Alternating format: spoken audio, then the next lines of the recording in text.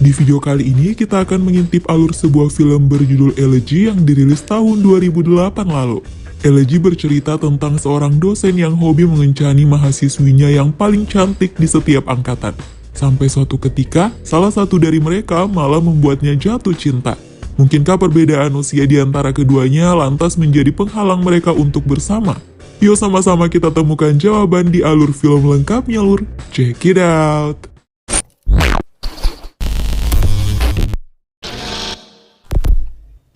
Film dibuka menampilkan seorang pria parubaya bernama David. Ia merupakan pengamat budaya modern yang kerap kali menjadi narasumber di televisi. Selain itu, David juga berprofesi sebagai dosen salah satu kampus ternama di Amerika. Suatu ketika, David berjumpa dengan seorang mahasiswi cantik bernama Consuela yang waktu itu mengikuti salah satu kuliahnya. Paras Consuela yang lebih menonjol dari mahasiswa lain rupanya menarik perhatian David. Meski begitu, David tidak bisa serta-merta langsung mendekati Consuela, karena ia harus menjaga wibawanya sebagai dosen. David punya prinsip bahwa ia tidak akan menjalin hubungan personal, apalagi melakukan kontak fisik dengan mahasiswanya sampai mereka lulus. Singkat cerita, setelah kelulusan, David selalu mengadakan pesta kecil-kecilan khusus untuk kelas yang diajarnya. Nah, di momen inilah David mulai mendekati Consuela, karena tidak lagi terikat status antara dosen dan mahasiswa. Maka interaksi keduanya kini bisa lebih cair dan tidak seformal ketika masih di kampus. Sejak pertama kali melihat Consuela, David sudah memendam keinginan untuk mencangkul lahan bahasa mahasiswanya itu. Kepada sahabatnya yang bernama Georgie, David bercerita tentang target barunya tersebut, yang menurutnya lebih bohai dari biasanya. Di sini pun diketahui bahwa David memang selalu menggait mahasiswanya yang paling cantik setiap akhir tahun kelulusan. Hobi nakalnya itulah yang menjadi penyebab David berpisah dengan istrinya. Nah, sampai sekarang, David masih menjalin hubungan dengan salah satu mantan mahasiswanya yang bernama Caroline. Mereka rutin ngamar bareng setiap 3 bulan sekali sejak 20 tahun yang lalu. Lama juga ya? Lanjut, pada suatu kesempatan, David dan Consuela pergi menonton pertunjukan opera berdua.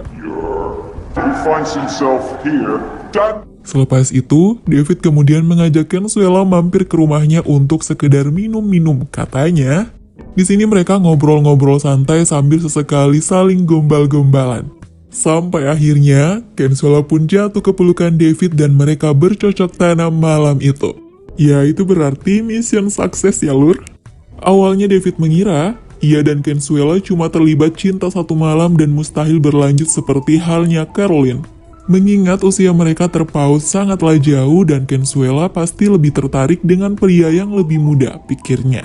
Akan tetapi di luar dugaan, hari-hari berikutnya Consuela justru datang lagi dan lagi untuk menyerahkan diri. Semakin lama hubungan ranjang itu berjalan, semakin kuat pula perasaan takut kehilangan pada diri David. Dengan Caroline dan beberapa mantan mahasiswanya yang lain, David hanya merasakan kepuasan semata.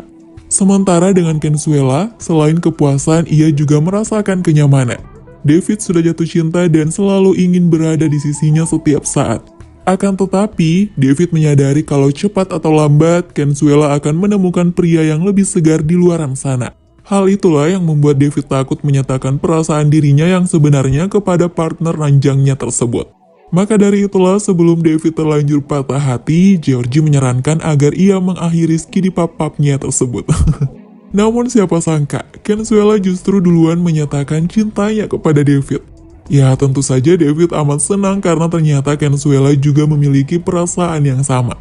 Sejak saat itu, dua insan yang berbeda usia hampir 30 tahun ini pun akhirnya resmi berpacaran. Meskipun begitu, David masih tetap rutin ngamar dengan Caroline sebagai selingan. Baik Consuela maupun Caroline, keduanya tidak saling tahu keberadaan satu sama lain di dalam kehidupan David. Singkat cerita, setelah 1,5 tahun berpacaran, Consuela menginginkan hubungan mereka berlanjut ke jenjang yang lebih serius. Consuela lantas mengundang David untuk hadir ke pesta kelulusan magisternya nanti. Di acara-acara keluarga sebelumnya, David selalu tidak sempat datang karena alasan kesibukan. Tapi kali ini, jikalau David memang serius maka ia wajib untuk datang, kata Consuela. Sekaligus nantinya, Consuela akan memperkenalkan David sebagai calon menantu kepada kedua orang tuanya.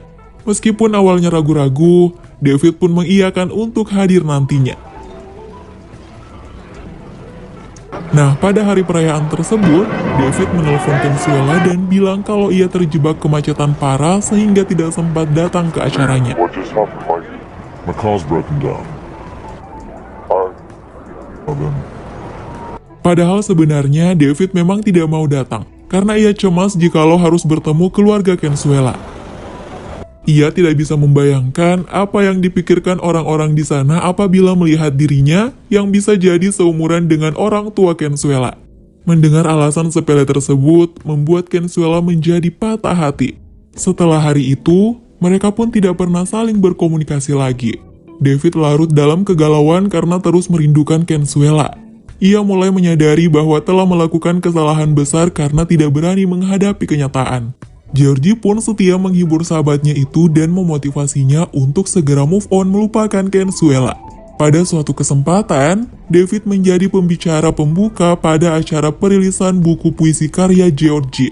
Namun ketika Georgie akan naik ke atas mimbar, ia tiba-tiba terjatuh dan tak sadarkan diri.